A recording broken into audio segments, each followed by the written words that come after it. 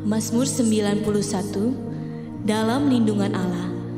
Orang yang duduk dalam lindungan yang maha tinggi dan bermalam dalam naungan yang maha kuasa akan berkata kepada Tuhan, tempat perlindunganku dan kubu pertahananku, Allahku yang kupercayai. Sungguh, dialah yang akan melepaskan engkau dari jerat penangkap burung, dari penyakit sampar yang busuk. Dengan kepaknya ia akan menundungi engkau, di bawah sayapnya engkau akan berlindung. Kesetiaannya ialah perisai dan pagar tembok.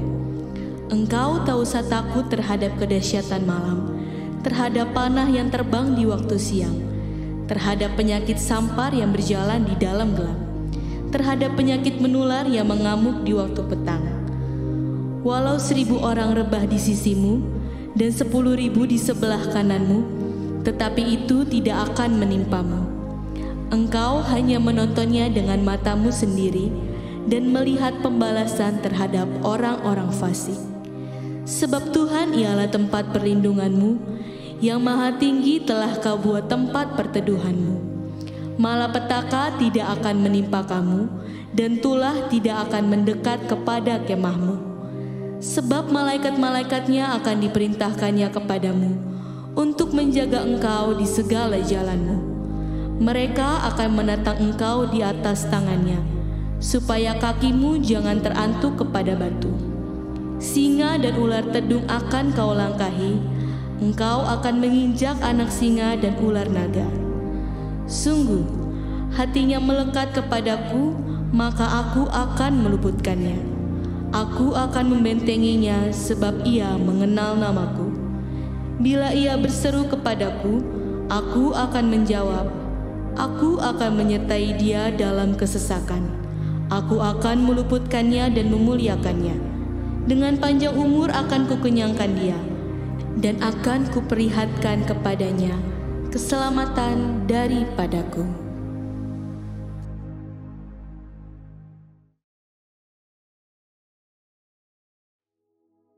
Shalom saudara, di era Pentakosta ketiga ini, Gembala kita, Pendeta Dr. Insinyur Niko Nyotraharjo, terus menekankan mengenai pencurahan Roh Kudus yang terbesar dan terakhir, sedang dan akan terjadi, supaya menyelesaikan amanat agung Tuhan Yesus.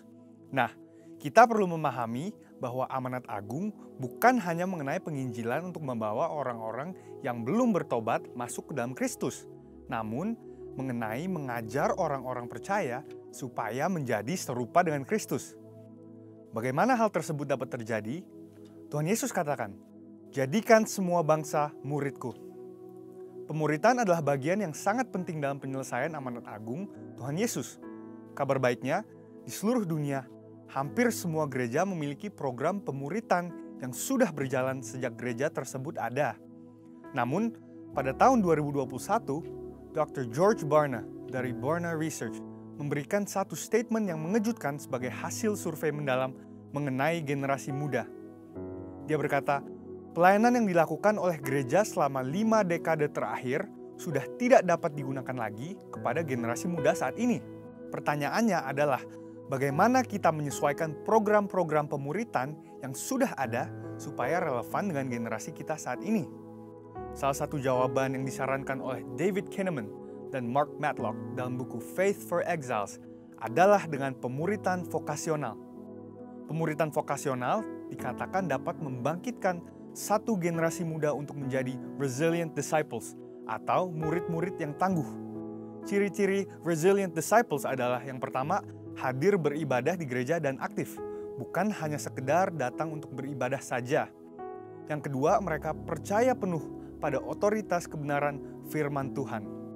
Yang ketiga, mereka berkomitmen secara pribadi kepada Tuhan Yesus, yaitu percaya bahwa Dia disalibkan dan dibangkitkan dari kematian dan mengalahkan dosa dan maut. Yang keempat adalah mereka menyatakan kerinduan dan percaya bahwa mereka dipanggil untuk mengubahkan masyarakat supaya menjadi lebih baik. Jadi, seperti apakah pemuritan vokasional yang dapat membangkitkan resilient disciples itu? Selain bersama-sama mempelajari Alkitab, murid-murid dibimbing dalam hal vokasi atau keahlian yang dimilikinya.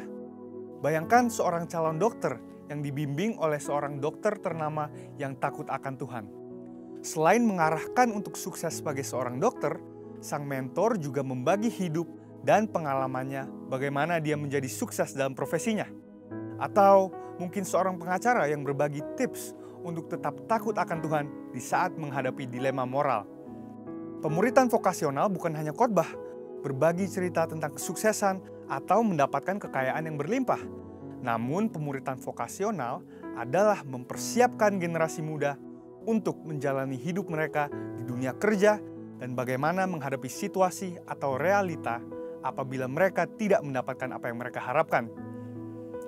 Pemuritan vokasional ada untuk anak-anak muda mengetahui dan menghidupi panggilan Allah dalam hidup mereka, terutama dalam area pekerjaan, tapi juga untuk mengarahkan ambisi mereka kepada kerajaan Allah.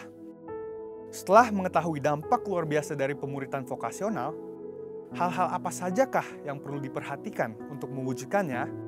Yang pertama adalah aplikasi nilai-nilai kerajaan Allah. Generasi muda Kristen umumnya mengetahui bahwa iman Kristiani dan kehidupan sehari-hari adalah hal-hal yang tidak terpisahkan. Mereka juga tahu bahwa secara umum mereka dipanggil untuk mewarnai dunia secara positif dengan cara menjalani hidup sebagai murid-murid Kristus. Yang mereka butuhkan adalah bagaimana secara lebih spesifik menjalankannya di area pekerjaan yang spesifik pula. Yang kedua adalah hubungan antar generasi. Pemuritan vokasional berbicara mengenai menghubungkan generasi muda dengan generasi sebelumnya, sesuai dengan vokasi yang akan atau sedang mereka geluti. Ingin jadi politikus? Mintalah politikus Kristen yang sukses dan bersih menjadi mentornya. Ingin menjadi pengusaha startup? Mintalah pengusaha yang sukses membangun bisnis sendiri dan terbukti takut akan Tuhan menjadi mentornya. Mau menjadi tentara? Mintalah perwira yang hidup dalam firman menjadi mentornya. Atau mungkin terpanggil menjadi pengkhotbah. Selain masuk sekolah Alkitab, mintalah seorang pengkhotbah yang baik untuk menjadi mentornya. Poin yang ketiga adalah pemuritan vokasional membutuhkan komitmen yang serius.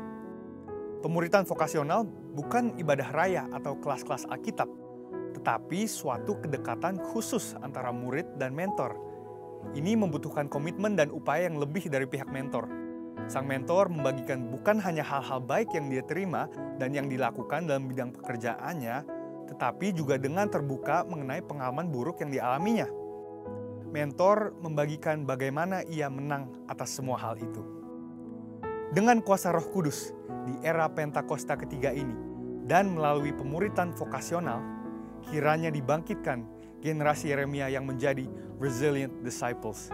Saudara, untuk penjelasan lebih lengkapnya dari tim teologi kami, silahkan klik link yang ada di atas atau scan QR Code yang tersedia.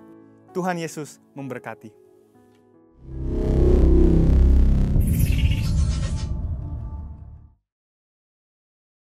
Shalom Bapak Ibu yang terkasih dalam Tuhan Yesus. Sekali lagi shalom. Yang bersuka cita boleh lambaikan tangannya tinggi-tinggi. Haleluya. Saudara, kita ada di Minggu Paskah, di mana pengorbanan Tuhan Yesus, darah Tuhan Yesus. Hari ini saya dan saudara ada di tempat ini dan diselamatkan. Amin. Tidak ada satupun yang dapat membalas kebaikan Tuhan selain memuji dan menyembah Dia. Maka daripada itu saya mau ajak Bapak Ibu semuanya, saudara-saudara yang terkasih, mari buka hati kita di hadapan Tuhan, bawa ucapan syukur kita, bahwa Dialah satu-satunya keselamatan dalam hidup kita. Kami berterima kasih Tuhan Yesus, karena pengorbanan-Mu Tuhan, kami ada hari ini Tuhan Yesus.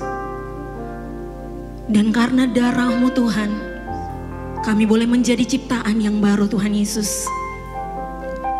Kami mau tinggal tenang dan percaya Tuhan, dengan iman kami di dalam Engkau, kami dapat lakukan segala perkara Tuhan Yesus. Bahkan kami tidak gentar terhadap sakit penyakit. Kami tidak gentar atas badai persoalan hidup dalam hidup kami Tuhan. Kami mau taruh hidup kami di hadapan-Mu Tuhan. Kami membawa hati kami Tuhan Yesus untuk menyenangkan Engkau. Bawa kami masuk ruang Maha Kudus-Mu Tuhan. dan jamalah setiap kami Tuhan Yesus. Mari sama-sama kita sembah Dia, saudara.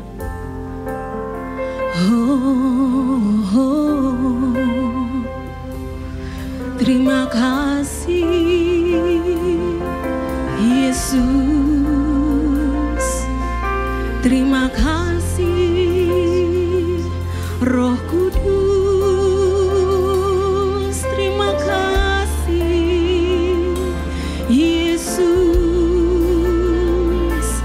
Kami bersyukur untuk kebaikan-Mu, kami bersyukur untuk kasih dan setia-Mu, kami bersyukur Yesus, Kau ada di hidup kami.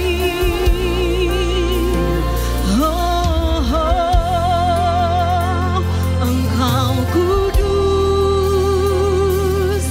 kami datang dan menyembah-Mu. Kami bawa hidup kami di altar-Mu. Kami bawa pujian kami sebagai korban bagi-Mu, Yesus. Terima kasih,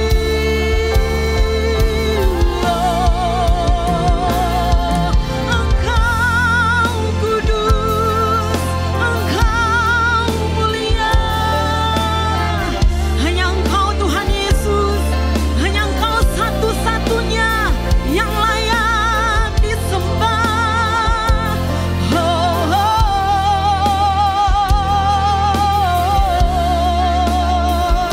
Haleluya, haleluya, haleluya. Kami angkat tangan kami Tuhan, kami memberikan hormat bagi Engkau. Kami angkat tangan kami Tuhan, segala pujian hanya bagi nama-Mu, Yesus.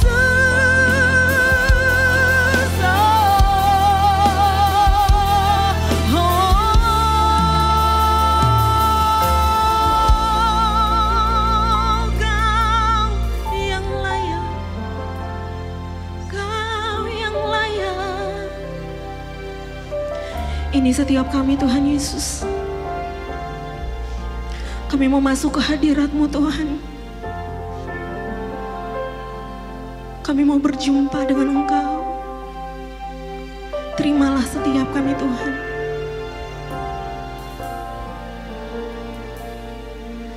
Saat ku masuk ke hadirat-Mu, bawa persembahan ke tempat kudus-Mu.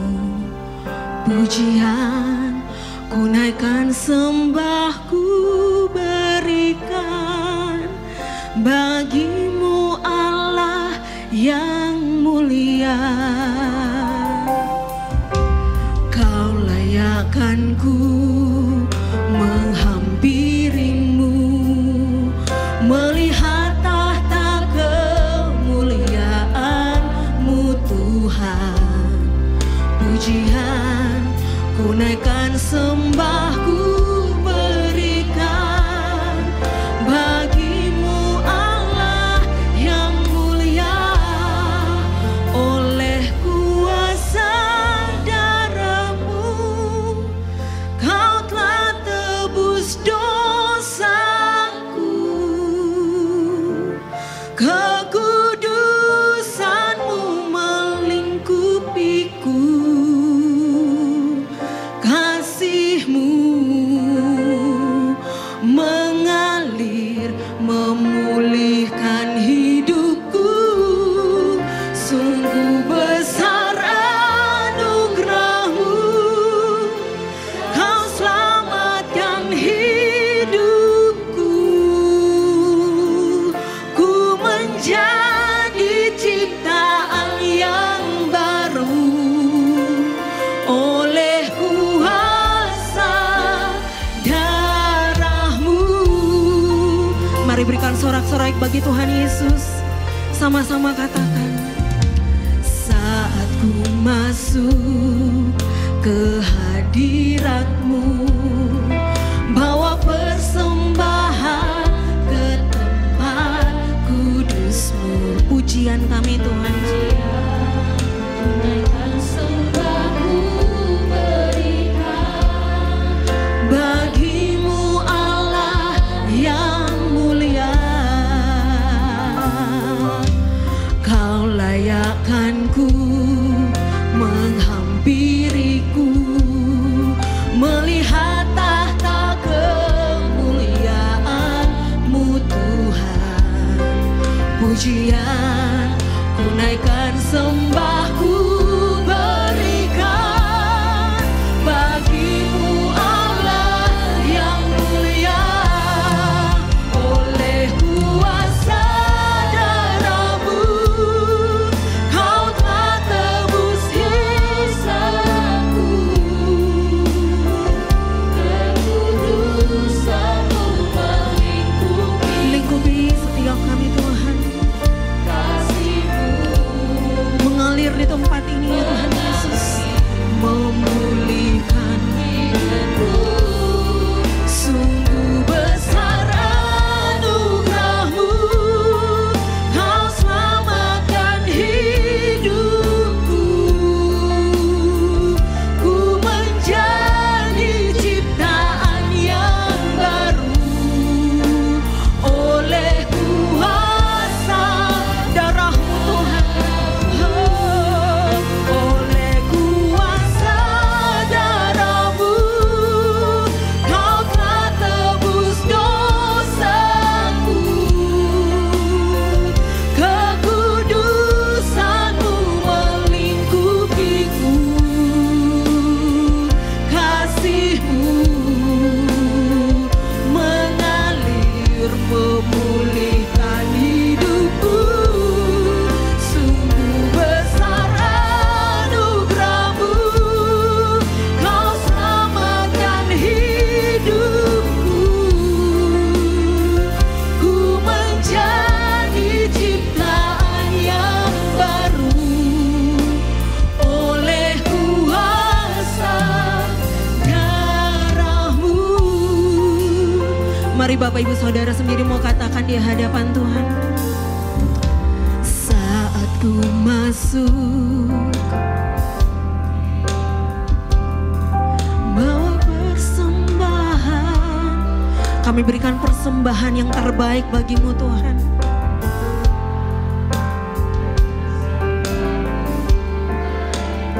Hanya bagi Engkau Tuhan. Lebih sungguh lagi, oh, Kau layakkanku. Kami mau melihat kebesaran-Mu Tuhan sore hari ini. Pujian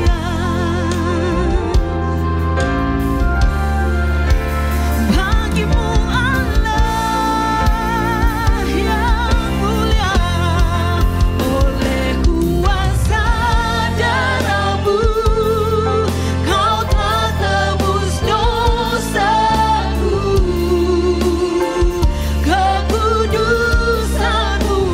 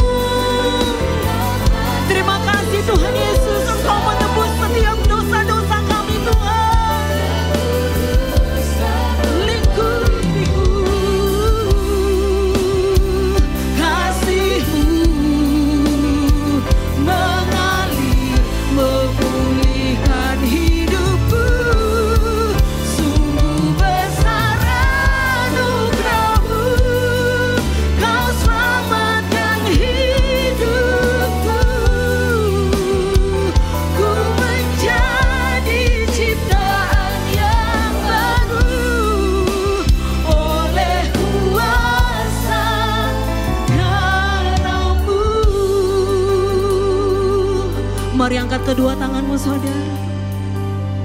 Kami nyatakan di hadapan Engkau Tuhan Yesus, bahwa hanya oleh kuasa darah-Mu Tuhan, kami dipulihkan. Mari sama-sama nyatakan. Oleh kuasa darah-Mu, Kau telah tebus dosa.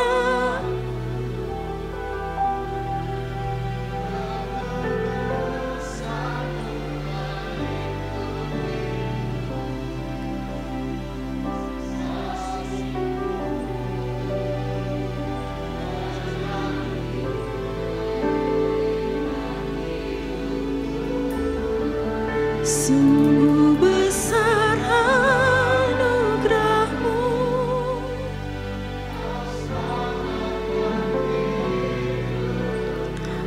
kami menjadi ciptaan yang kudus di hadapan-Mu Tuhan.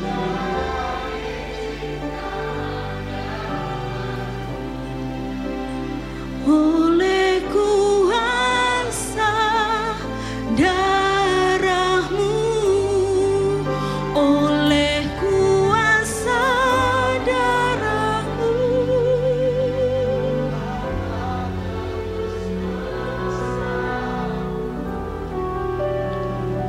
kekudusan-Mu melingkupiku, kasih-Mu mengalir memulihkan hidupku. Sungguh besar anugerah-Mu, Kau selamatkan hidupku. Ku menjadi ciptaan yang baru oleh kuasa darah-Mu. Jadi ciptaan yang baru oleh kuasa darah-Mu. Ku menjadi ciptaan yang baru oleh kuasa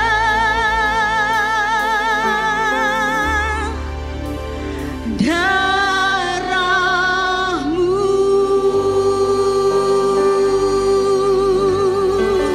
Berikan tepuk tangan yang lebih dahsyat saudara.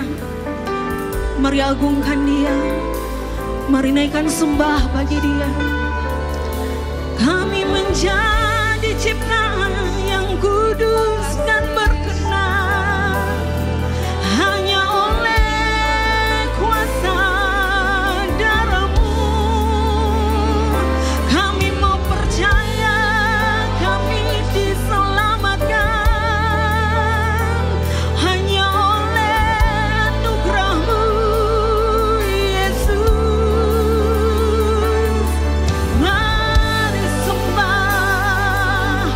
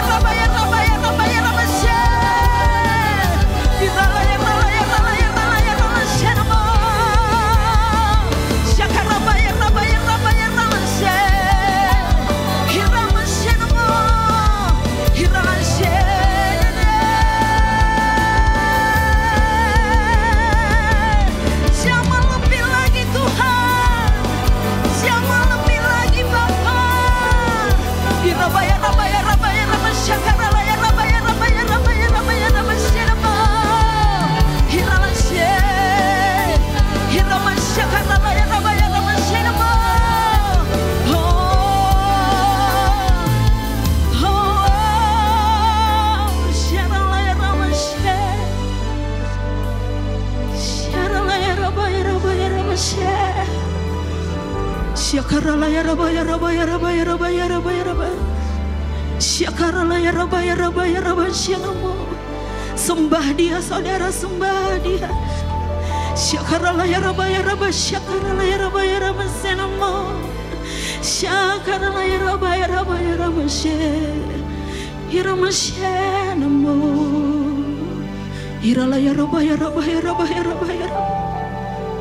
Iramashalom ya Rabba syakarala ya Rabba ya Rabba ya Rabba ya Rabba ya Rabba. Syakarala ya Rabba ya Rabba ya Rabba Shalom. Syakarala ya Rabba ya Rabba ya Rabba ya Rabba ya Rabba ya Rabba Shalom. Ya Rabba Shalom ya Rabba ya Rabba Shalom. Besar dan ajaib perbuatan-Mu Tuhan. Besar dan dahsyat pengorbanan-Mu bagi kami. Terlalu baik Engkau Tuhan.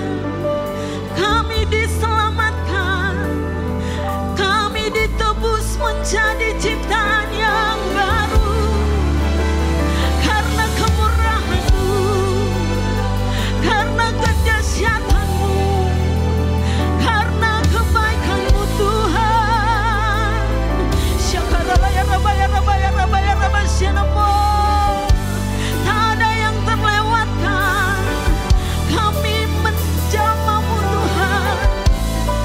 Kami merasakan jamahan-Mu Bapa mengalir. Mengalir. Syakarala ya Rabba ya Rabba ya Rabba ya Rabba Syakarala ya Rabba ya Rabba ya Rabba ya Rabba Syakarala ya Rabba Shalom. Syakarala ya Rabba ya Rabba ya Rabba ya Rabba ya Rabba ya Rabba ya Rabba ya Rabba ya Rabba ya Rabba ya Rabba ya Rabba Hirama Shalom. Syakarala ya Rabba ya Rabba ya Rabba ya Rabba. Mari masing-masing pribadi rasakan hadirat Tuhan lebih lagi. Oh Rabba Hirama Engkau baik Tuhan. Syakarala ya Rabba ya Rabba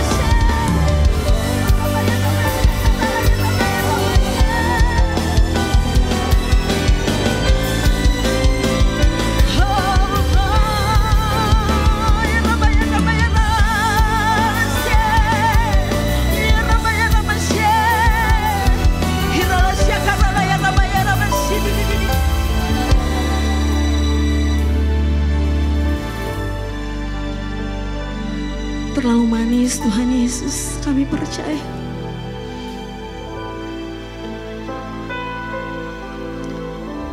Nyanyi pujian bagi-Mu Tuhan, pujian bagi-Mu Tuhan. Nama-Mu besar, nama-Mu besar.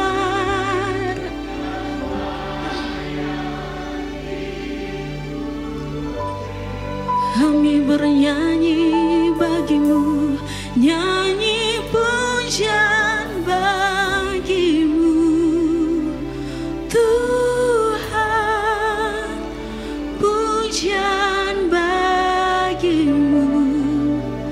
Satu-satunya penembus hidup kami Bapa. Nama-Mu besar dan layak dipuji. Nyanyi pujian bagi-Mu. Bagi Allah yang besar, Allah yang hidup, Allah yang menyelamatkan setiap kami. Kami nyanyikan pujian kami Tuhan bagi Engkau. Nama-Mu besar dan layak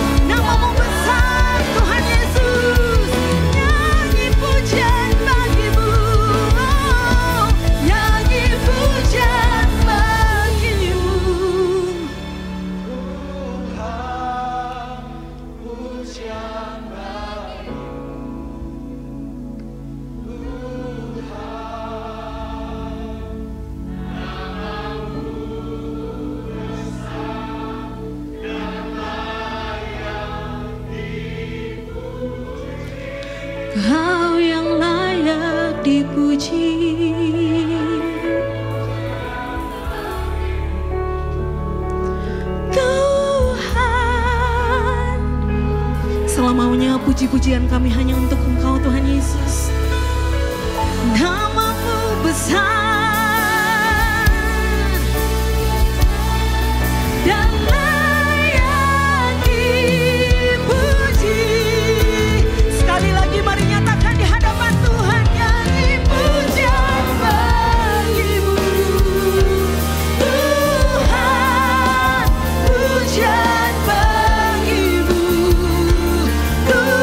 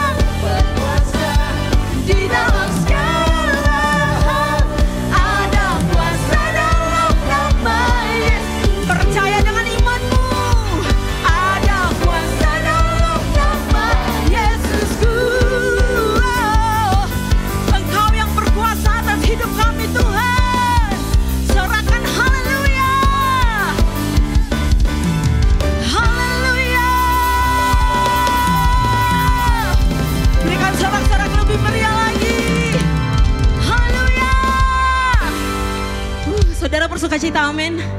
Mari silakan duduk kembali Bapak Ibu Saudara. Puji Tuhan Bapak Ibu Saudara, Shalom, salam sejahtera bagi kita dimanapun kita berada. Saatnya kita akan diberkati melalui firman Tuhan. Dan saya berdoa, saya berharap agar firman Tuhan ini membuat kita semakin dewasa, iman kita semakin kuat, dan kita semakin mampu untuk menangani setiap keadaan yang datang dalam hidup kita.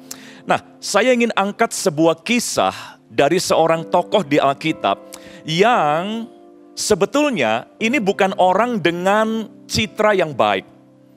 Ini bukan tokoh dengan gambaran personality yang menyenangkan. Namanya adalah Hagar. Kita sudah tahu siapa dia ya. Hagar adalah budak atau gundik yang diberikan Sarai kepada suaminya yaitu Abram demi supaya mendapatkan keturunan dalam keluarga mereka. Nah, sekalipun Hagar ini adalah pribadi yang memang tidak memberikan gambaran yang baik, tetapi Tuhan punya perjanjian dan perbuatan yang hebat untuk Hagar. Nah, ini yang kita akan coba pelajari untuk membuktikan bahwa kalau Tuhan berbuat baik kepada kita seperti kepada Hagar, itu bukan karena kita baik, bukan karena Hagar layak, bukan karena Hagar orang hebat, bukan karena Hagar orang yang istimewa, tidak. Demikian pula dengan kita. Kalau Tuhan berbuat baik kepada kita, kalau Tuhan punya perjanjian yang hebat Dia berikan untuk kita, sekali lagi bukan karena kita layak, bukan karena kita hebat, kita nggak lebih baik dari Hagar juga, tapi semuanya murni karena Tuhan itu baik bagi kita. Bukan karena kita baik untuk Tuhan. Nah, mari kita akan mulai ya. Cerita apa yang menarik dari kisah hidup Hagar? Dalam Kejadian pasal yang ke-16, di ayat yang ke-4 dan ayat yang ke-5 kita mulai dari situ. Kejadian 16 ayat 4 dan 5. Abram menghampiri Hagar. Lalu mengandunglah perempuan itu. Ketika Hagar tahu bahwa ia mengandung, maka ia memandang rendah akan nyonyanya itu. Hagar menjadi sombong karena merasa lebih baik daripada nyonyanya. Lalu berkatalah Sarai kepada Abram, penghinaan yang kuderita ini adalah tanggung jawabmu. Akulah yang memberikan hambaku ke pangkuanmu. Tetapi baru saja ia tahu bahwa ia mengandung, ia memandang rendah akan aku. Nah, Tuhan kiranya yang menjadi hakim antara aku dan engkau. Nah, saudara, perlu kita ketahui konteksnya. Ketika Sarai sadar dia mandul, maka budaya pada zaman itu memang memperbolehkan atau sudah menjadi kebiasaan pada zaman itu, majikan wanita yang mandul itu boleh memberikan budak wanitanya menjadi gundik suaminya demi keturunan itu ada bagi mereka. Nah, jadi pemberian Sarai agar Hagar ya menjadi gundik bagi suaminya itu memang legal menurut budaya pada waktu itu. Nah, Sarai berpikir inilah jalan keluar. Inilah jalan keluar untuk persoalan yang mereka hadapi, yaitu tidak adanya keturunan. Tetapi apa yang dianggap jalan keluar ternyata justru menjadi jalan masuk bagi persoalan yang lebih besar. Yaitu sebuah persoalan di mana ada penindasan secara batin yang dialami oleh Sarai karena Hagar menjadi sombong. Si budak ini menjadi sombong karena merasa bisa memberikan keturunan bagi tuannya. Sementara nyonyanya tidak bisa. Jadi perhatikan Bapak Ibu Saudara, kita sudah mendapatkan pelajaran penting dari awal cerita ini. Sarai mengira inilah jalan keluar. Dia ikuti budaya yang berlaku pada zaman itu. Dia ikuti hal-hal lazim yang dilakukan orang-orang pada zaman itu. Dia pikir kalau kita ikut arus, kita ikut mayoritas, maka itulah jalan keluar. Tapi ternyata itu justru menjadi jalan masuk bagi persoalan yang lebih buruk dan yang lebih parah. Nah, kita juga berhati-hati Bapak Ibu Saudara. Kita ada di tengah masyarakat dengan budaya-budaya yang tidak semuanya berkenan di hadapan Tuhan. Jangan kita berpikir untuk mencari solusi, mencari jalan keluar dari persoalan kita, lalu kita ikuti apa yang berlaku di tengah masyarakat. Lalu kita begitu saja mengikuti suara mayoritas. Kita begitu saja mengikuti apa yang tren, apa yang berlaku secara lazim di masyarakat kita. Bisa-bisa nanti apa yang kita pikir jalan keluar justru menjadi jalan masuk bagi persoalan yang lebih besar. Makanya ada kalimat yang bagus, dikatakan demikian. Biasakan yang benar, bukan benarkan yang biasa. Nah, kita seringkali membenarkan yang biasa karena orang terbiasa dengan cara-cara tertentu, ya. Maka kita anggap apa yang terbiasa di masyarakat, apa yang terbiasa di dunia kita, maka kita anggap itu benar. Yang biasa kita benarkan. Tidak boleh seperti itu. Karena semua yang sudah terbiasa belum tentu benar, saudara. Ya, sebaliknya kita harus membiasakan apa yang benar, bukan membenarkan apa yang biasa. Nah, inilah cerita awal dari perselisihan antara Hagar dan Sarai. Nah, kisahnya berlanjut Bapak Ibu. Mari kita teruskan. Kejadian 16, kita sekarang lihat ayat yang ke-6. Karena Sarai merasa tertekan dengan kesombongan dari Hagar, maka ayat 6 dikatakan, kata Abram kepada Sarai, hambamu itu di bawah kekuasaanmu, perbuatlah kepadanya apa yang kau pandang baik. Lalu Sarai menindas Hagar, sehingga ia lari meninggalkannya. Nah, Sarai sebagai majikan gak mau kalah. Dia balik menindas Hagar. Dan akibat penindasan Sarai yang lebih hebat daripada penindasan Hagar, maka Hagar tidak kuat lagi. Sehingga diceritakan Hagar harus melarikan diri dari Sarai. Nah, dalam pelariannya, mari kita lanjutkan. Tuhan mengutus malaikatnya. Bahkan beberapa penafsir Alkitab, itu Tuhan sendiri yang datang berjumpa dengan Hagar ketika Hagar melarikan diri dari Sarai. Nah, dalam Kejadian 16 ayat yang ke-8 dan ayat yang ke-9. Ketika Tuhan atau malaikat Tuhan berjumpa dengan Hagar, menjumpai Hagar, malaikat Tuhan itu berkata begini. Katanya, Hagar, hamba Sarai, dari manakah datangmu dan kemanakah pergimu? Jawabnya, aku lari meninggalkan Sarai, nyonyaku.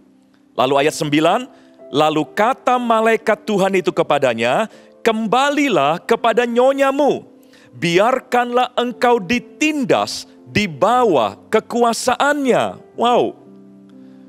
Saudara bayangkan kalau kita jadi Hagar, dalam pelarian, lalu Hagar melihat, wah Tuhan datang, malaikat Tuhan datang, menjenguk saya yang dalam pelarian. Maka kalau kita jadi Hagar, apa yang kita harapkan? Wah, ini pertolongan Tuhan. Ini bukti Tuhan mau membela saya. Lalu timbul dalam benak kita, pasti Tuhan akan janjikan hal-hal yang indah. Ya, Tuhan akan janjikan mujizat. Tenang saja Hagar, ya, saya akan membuat Sarai mungkin mati atau menuai perbuatannya yang salah terhadap kamu. Pasti dalam bayangan Hagar, malaikat Tuhan akan membicarakan hal-hal yang baik, menyenangkan, ya, untuk membela dia. Tetapi ternyata ayat yang tadi baru kita baca, pesan dari malaikat adalah bukannya malaikat akan menolong Hagar untuk tidak lagi bertemu dengan Sarai dan selamat dari Sarai, tapi malaikat justru berkata, kembalilah kepada Sarai, majikanmu itu. Kembalilah dan relakan dirimu ditindas. Waduh. Saudara, kita kan dalam hidup kita sering mencari wajah Tuhan. Apalagi waktu kita dalam persoalan ya. Waduh, kita mencari hadirat Tuhan. Kita ingin bertemu dengan Tuhan. Kita ingin menikmati lawatan Tuhan di tengah pelarian kita ketika kita ada dalam banyak persoalan. Dan kalau kita merasa hadirat Tuhan datang, ya Tuhan hadir ketika kita mencari Dia.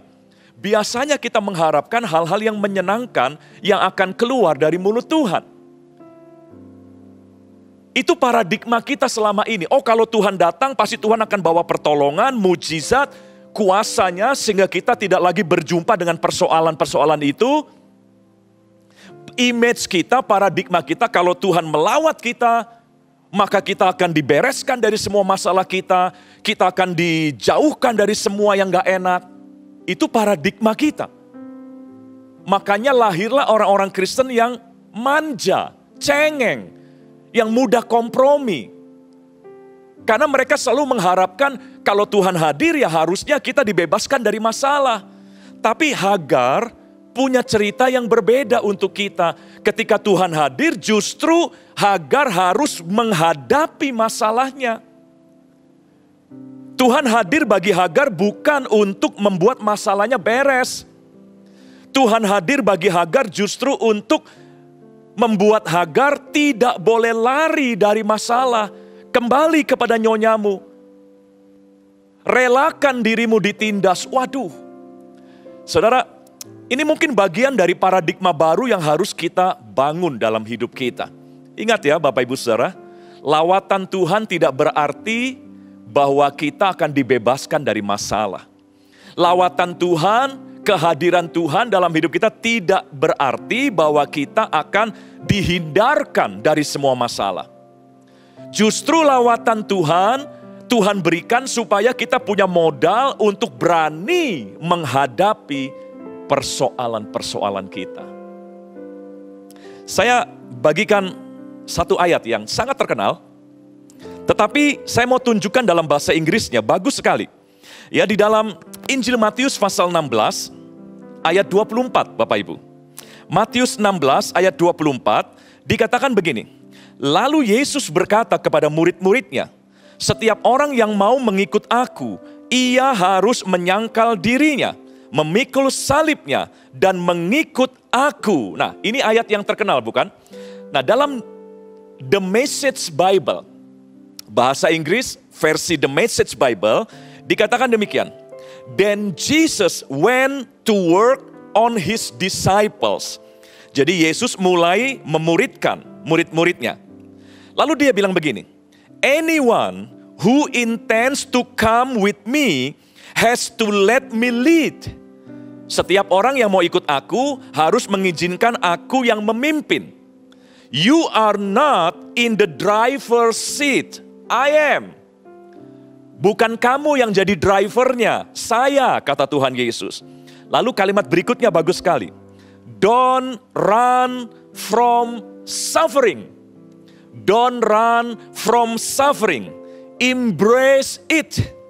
Follow me and I'll show you how. Jadi jelas, ketika Tuhan mulai memuridkan orang-orang yang mengikut Dia, Tuhan sudah wanti-wanti, ikut aku ya, oke. Yang pertama, aku yang jadi pemimpin, bukan kamu. Yang kedua, jangan lari dari penderitaan. Sambutlah penderitaan, embrace it. Ya, don't avoid it. Jangan menghindar. Kalau kamu ikut aku, bukan berarti kamu akan nikmati yang enak-enak terus. Kalau kamu ikut aku, bukan berarti kamu hanya embrace, blessing, miracles, dan sebagainya. Tapi kalau kamu ikut aku, kamu pun harus siap embrace suffering. Don't run from your suffering. Embrace it. Ya, aku akan tunjukkan bagaimana caranya menghadapi penderitaan. Jadi tepat sekali apa yang Tuhan bilang kepada Hagar, jangan lari dari Sarai. Aku tahu kamu menderita karena Sarai. Kembali, ya, hadapi penderitaanmu. Ternyata itu dikonfirmasi oleh Tuhan Yesus yang tadi menantang murid-muridnya. Nah, hari ini pun Tuhan mau tantang kita, saudara. Saya tahu kita sedang banyak mengalami persoalan, penindasan mungkin. Ada penindasan secara ekonomi, situasi ini menindas kita secara keuangan, secara ekonomi, secara mental, kesehatan, dan sebagainya. Dan tentu sebagai manusia kita ingin lari. Lalu kita minta tolong kepada Tuhan agar kita dilepaskan, agar kita dibebaskan, dihindarkan dari semua penindasan itu. Tuhan bisa saja mengabulkan kemauan kita itu. Tetapi kita juga harus siap kalau Tuhan berbicara lain. Dan mungkin beberapa kita sedang berhadapan dengan Tuhan yang membawa pesan yang sama. Jangan lari. Kembali, hadapi persoalanmu. Kembali, tangani setiap tekanan yang ada. Ya, aku akan ajarkan kepadamu bagaimana caranya. Jadi, Tuhan tidak semena-mena mengatakan bahwa ayo hadapi penderitaan lalu Tuhan diam saja. Tidak. Yesus berkata kepada murid-muridnya, ya, don't run from suffering, embrace it, follow me. I'll show you how. Ikutlah aku. Aku akan tunjukkan bagaimana cara menghadapinya. Nah, jadi jangan kecewa Bapak Ibu Saudara. Jangan kecewa. Jangan merasa dikhianati oleh Tuhan. Ketika kita datang kepada Tuhan, bukannya Tuhan membebaskan kita dari masalah, tapi justru Tuhan mendorong, memaksa kita untuk tetap menghadapi masalah itu. Jangan kecewa. Itu sudah terjadi ya sekian lama dalam sejarah Alkitab. Itu bukan sesuatu yang baru. Jangan kaget. Memang Tuhan kita seringkali seperti itu. Karena begini saudaraku ya, Tuhan ingin mendewasakan kita. Tuhan tidak mau kita jadi generasi anak-anak Tuhan yang manja. Yang gampang dikit-dikit lari dari masalah. Kompromi lalu menggunakan segala cara. Yang penting kita bebas dari masalah kita. Tuhan tidak mau punya anak-anak yang seperti itu. Itulah sebabnya ya kita harus siap. Saudara gini ya, kemenangan kita bukanlah waktu kita terbebas dari masalah. Saya ulangi. Kemenangan kita bukanlah waktu kita terbebas dari masalah. Kemenangan kita adalah ketika masalah tidak bisa menghentikan hidup kita. Ketika masalah tidak bisa membuat hidup kita stuck. Ya, jadi masalah ada. Tapi masalah itu tidak bisa mengalahkan kita. Nah, itulah kemenangan. Jadi jangan terlalu berambisi untuk dibebaskan dari masalah. Sekalipun Tuhan bisa melakukannya. Kembali kepada cerita Hagar. Dengan berat hati, Hagar harus kembali kepada nyonyanya, yaitu Sarai. Ya, karena nggak ada pilihan lain. Tuhan menghadang pelarian dari Hagar. Lalu Tuhan minta U-turn, balik lagi. Hadapi penindasan itu. Sekali lagi, saya mau tunjukkan. Tuhan tidak semena-mena, ayo hadapi sendiri. Tidak. Tapi ketika Tuhan meminta kita menghadapi penindasan, Tuhan pasti berikan anugerahnya kepada kita. Tuhan pasti berikan kasih karunia-Nya kepada kita. Untuk kita bisa mengatasi persoalan yang memang harus kita hadapi. Nah, bagi Hagar, apa bentuk kasih karunia Tuhan? Mari kita lanjutkan. Dalam Kejadian pasal yang ke-16, ayat 10 dan ayat 11, dikatakan demikian. Lagi kata malaikat itu kepadanya, jadi malaikat yang tadi bilang, jangan lari, kembali, hadapi penindasan itu. Lalu malaikat itu berkata lagi, aku akan membuat sangat banyak keturunanmu. Ada janji yang keluar. Sehingga tidak dapat dihitung karena banyaknya.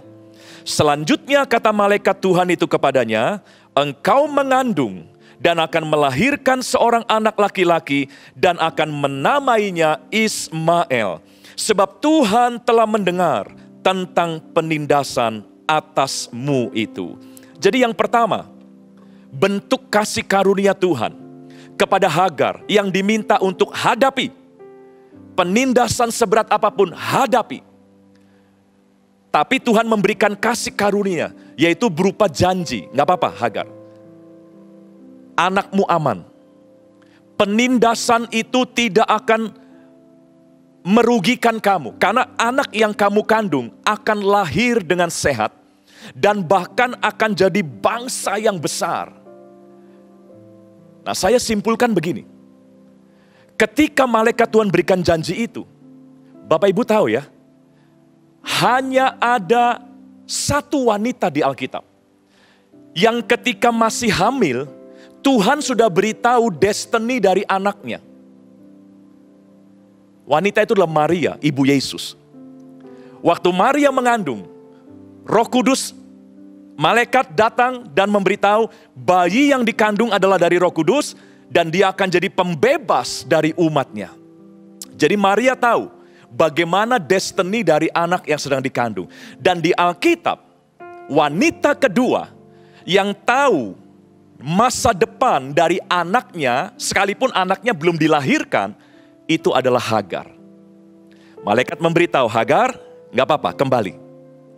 Sebab anak ini akan lahir dengan selamat dan bahkan di kemudian hari akan jadi bangsa yang besar. Jadi kesimpulannya, Hagar diangkat martabatnya selevel dengan Maria, ibu Yesus.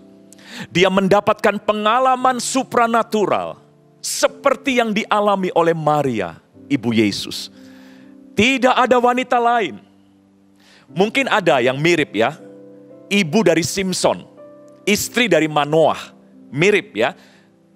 Karena waktu Simson dikandung juga, Allah sudah memberikan sedikit gambaran bahwa anaknya akan punya kekuatan dan sebagainya. Ya, jadi kalau boleh dibilang, oke lah, 3 wanita saja di Alkitab, ya, yang mendapat kehormatan seperti itu. Ibu-ibu waktu hamil kan belum tahu, ini nasib anak saya bagaimana nantinya. Ya, tetapi saudaraku, Hagar mendapatkan kehormatan, keistimewaan, privilege yang luar biasa. Dia sudah tahu bagaimana nasib anaknya nanti. Meskipun anaknya masih ada dalam kandungannya. Itulah yang saya sebut bentuk kasih karunia, bentuk penghiburan yang pertama. Yang Allah berikan ketika Allah memaksa Hagar untuk tidak boleh lari dari masalahmu. Saya percaya Bapak Ibu ketika dipaksa Tuhan, hadapi masalahmu. Enggak boleh lari, aku enggak akan cabut masalahmu.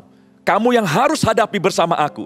Saya percaya ketika Tuhan memaksa kita, mengizinkan kita masuk dalam pencobaan, ujian, pasti ada bentuk-bentuk penghiburan dari Tuhan. Mari sadari itu. Hagar juga mendapatkan penghiburan di tengah penindasan. Dia tahu anaknya akan jadi bangsa yang besar. Lalu yang kedua, bentuk penghiburan dan anugerah Tuhan yang menyertai Hagar itu ada di ayat yang ke-13 dari Kejadian 16. Ayat yang ke-13 dikatakan demikian, kemudian Hagar menamakan Tuhan yang telah berfirman kepadanya itu. Tuh ya, Tuhan yang berfirman. Jadi bukan malaikat sebetulnya. Tuhan sendiri yang datang, yang membelokkan arah pelarian Hagar, lalu yang berjanji tadi tentang Ismail anaknya. Kemudian Hagar menamakan Tuhan yang telah berfirman kepadanya itu dengan sebutan, engkaulah El Roi. Sebab katanya, bukankah di sini kulihat dia yang telah melihat aku. Saudara, bentuk kedua dari anugerah yang Tuhan sertakan untuk Hagar ketika harus menghadapi penindasan. Hagar diizinkan memberi nama bagi Tuhan. Saudara, tidak banyak orang di Alkitab yang diizinkan memberi julukan atau memberi nama bagi Tuhan. Abraham memang pernah memberi nama Allah El Shaddai, Jehovah Jireh, itu beberapa pengalaman. Nah, Hagar, kalau boleh saya bilang satu-satunya wanita yang diizinkan memberi nama bagi Tuhan. Tuhan gak berkata, siapa kamu? Kamu hanya budak, budak yang sombong pula. Ya, kamu nggak punya background yang baik, kamu nggak punya status sosial yang baik. Kamu siapa? Kok berani-beraninya memberi nama kepadaku? Tuhan tidak menolak ketika Hagar memberi nama untuk Tuhan. Engkaulah El Roi. Dan Tuhan mengizinkan nama yang diberikan Hagar untuk dia, itu diberitakan sampai hari ini. Kita mendengar nama El Roi. Dan El Roi itu adalah nama yang disematkan Hagar untuk Tuhan. Dan Tuhan tidak malu dengan nama itu. Tuhan bangga. Buktinya nama itu masih bisa diberitakan sampai hari ini. Itu bentuk penghormatan Tuhan untuk Hagar. Karena dia mau mengikuti kehendak Tuhan. Saudara, sepahit apapun kalau Tuhan minta, hadapi. Hadapi. Karena di tengah kita menghadapi semua bentuk persoalan, pasti ada penghiburan-penghiburan dari Tuhan. Ada bentuk-bentuk anugerah tertentu dari Tuhan yang akan membuat kita bisa menghadapi semua keadaan itu. Kalau Hagar bisa bersaksi kepada kita, saya yakin dia akan berkata, ternyata gara-gara aku kembali menghadapi persoalanku, aku mendapatkan segala anugerah ini. Nama yang aku sematkan untuk Tuhan, itu diterima baik. Bahkan terus diizinkan, diberitakan sampai hari ini.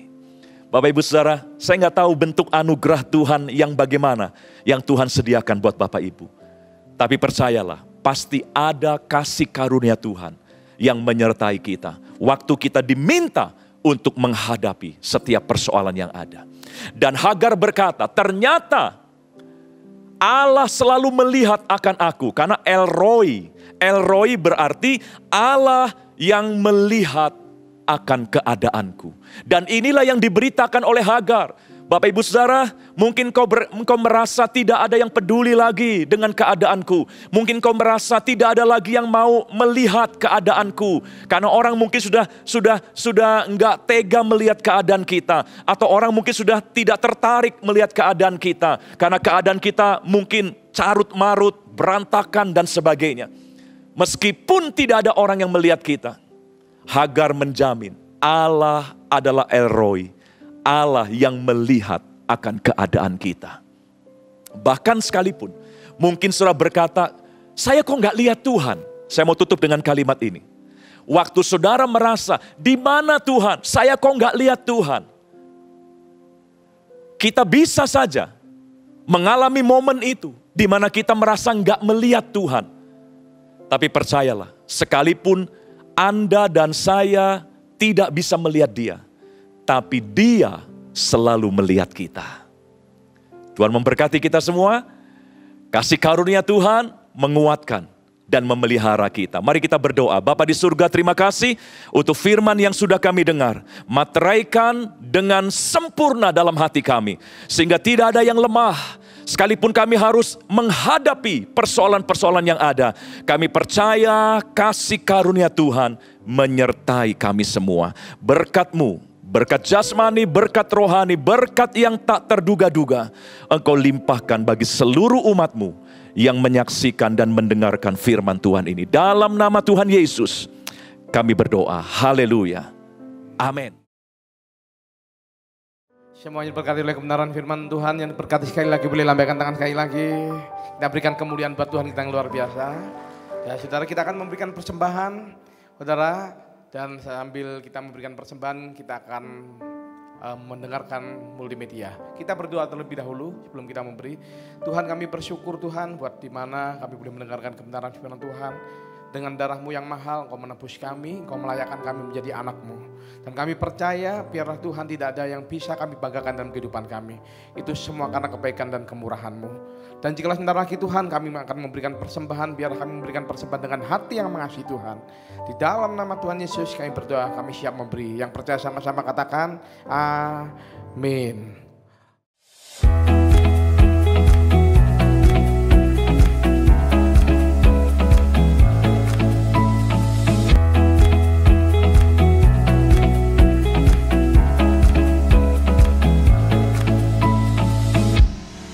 Shalom, Dengan penuh sukacita, kami menyambut Bapak Ibu Saudara dalam ibadah raya GBI Suropati. Selamat bergabung dengan keluarga besar GBI Suropati Malang. Berikut GBI Suropati News dalam sepekan.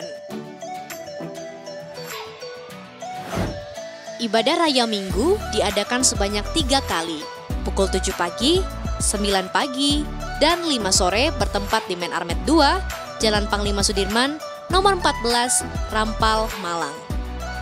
Bagi jemaat Tuhan yang menghadiri ibadah secara onsite, wajib mematuhi protokol kesehatan yang berlaku. Kami juga menginformasikan bahwa seluruh pelayan Tuhan yang terlibat dalam ibadah ini telah mendapatkan vaksinasi lengkap dan selalu menerapkan protokol kesehatan yang berlaku, serta sudah melakukan swab antigen H-1 dan dinyatakan negatif COVID-19. Hai Kids, ayo ikuti ibadah online Suropati Kids setiap hari Minggu pukul 10 pagi melalui Zoom Meeting. Dan untuk JC diadakan setiap minggu kedua dan keempat pukul 16.30 melalui Zoom Meeting. Buat kalian anak-anak muda atau yang berjiwa muda, hadirilah ibadah Next Gen Malang setiap hari Sabtu jam 5 sore bertempat di Main Armet 2, Jalan Panglima Sudirman, nomor 14, Rampal, Malang. Dan jangan lupa follow Instagram kami di @nextgenmalang. Gereja mengadakan menara doa setiap hari Senin sampai dengan Jumat pukul 10 hingga 12 siang bertempat di Sekretariat GBI Suropati, Jalan Raya Langsep nomor 30, Malang. Menara doa online diadakan setiap hari Rabu pukul 10 waktu Indonesia bagian Barat yang dapat diakses melalui kanal YouTube kami. Kami mengundang Bapak Ibu Saudara untuk mengikuti doa malam online yang diadakan setiap hari Jumat pukul 18.00 waktu Indonesia bagian Barat. Doa Fajar diadakan setiap hari Selasa sampai dengan Jumat pukul 4.45 pagi waktu Indonesia Barat bertempat di Sekretariat GBI Suropati. Ibadah doa puasa diadakan setiap hari Sabtu pukul 10 pagi waktu Indonesia Barat bertempat di Sekretariat GBI Suropati. GBI Suropati menyediakan layanan prayer center, permohonan doa dan kesaksian melalui WhatsApp Center 0812 1262 1700.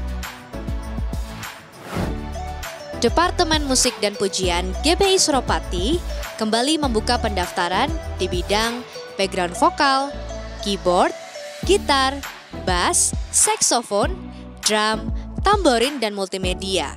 Bagi saudara yang rindu melayani Tuhan bersama kami, dapat mendaftarkan diri di nomor yang tertera.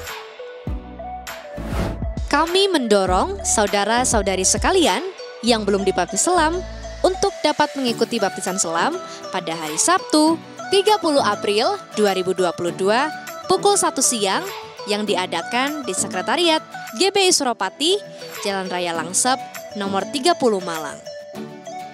Bagi saudara yang akan mengikuti baptisan selam, diharapkan menyiapkan persyaratan berikut ini. Untuk persembahan umum atau kolekte, perpuluhan jemaat, ucapan syukur dapat ditransfer dengan scan QR Code menggunakan handphone Bapak Ibu Saudara. Persembahan dapat diberikan melalui M-Banking, OVO, GoPay, ShopeePay, Dana, dan lainnya, atau ditransfer ke rekening BCA 440 503 7000 atas nama GBI Suropati.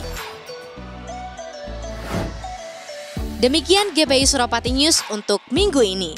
Untuk informasi lebih lanjut, saudara dapat mengikuti akun Instagram kami di @GBI-Suropati atau menghubungi call center kami di 0813 8226 8000. Sampai berjumpa kembali minggu depan. Tuhan Yesus memberkati.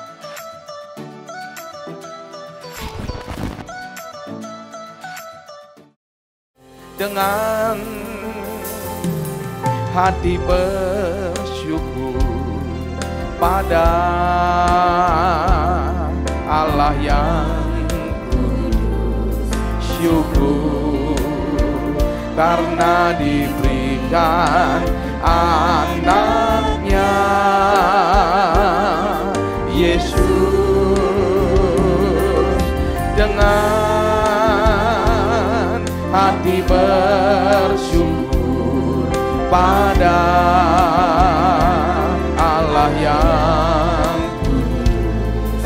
Syukur karena diberikan anaknya Yesus. Katakan kini yang lama dikuatkan, yang miskin diperkaya karena perbuatannya pada kita. Katakan ini yang lemah dikuatkan, yang miskin diperkaya karena perbuatannya pada kita.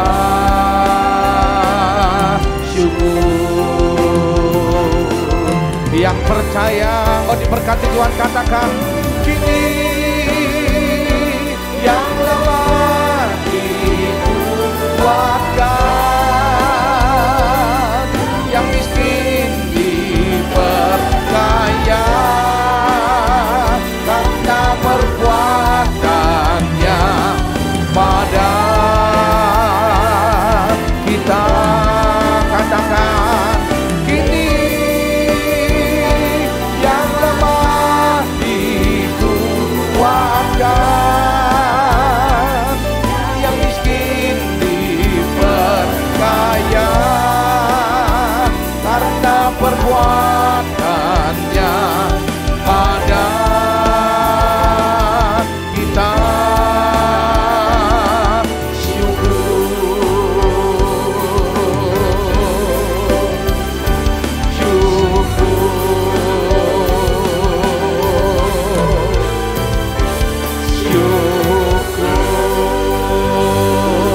Yang percaya kau diberkati Tuhan, yang percaya kutuk diubah menjadi berkat, yang percaya tangisan diubah menjadi tali-talian. Berikan kemuliaan, katakan haleluya, haleluya. Saudara, siapkan hati saudara, buka kedua tangan saudara, arahkan kepada Tuhan. Sekarang terimalah berkat kasih karunia berlimpah daripada Allah Bapa melalui Anak Tunggal, persekutuan dan manis dengan Roh Kudus yang menyertai kita dari hari ini sampai Maranatha. Tuhan Yesus datang untuk dua kalinya menjemput kita di permai dan bahkan sampai selama-lamanya. Terima dengan iman, sama-sama katakan amin. Tuhan Yesus memberkati saudara berlimpah-limpah. Selamat hari Minggu.